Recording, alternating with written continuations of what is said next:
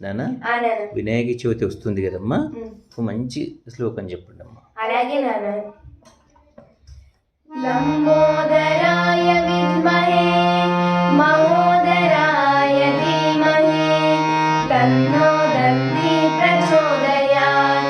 మహోదరాయ విద్మహే వక్రతుండాయ ధీమహి తన్నో దంతి ప్రచోదయాత్.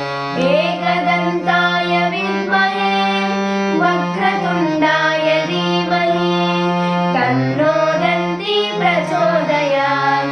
తత్కరాటాయ విద్మహే హస్తిముఖాయ ధీమహి తన్నో దంతి ప్రచోదయాత్.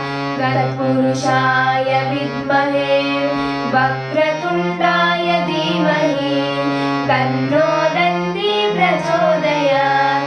తన్నో దంతి ప్రచోదయాత్. ఓం లంబోదరాయ నమః.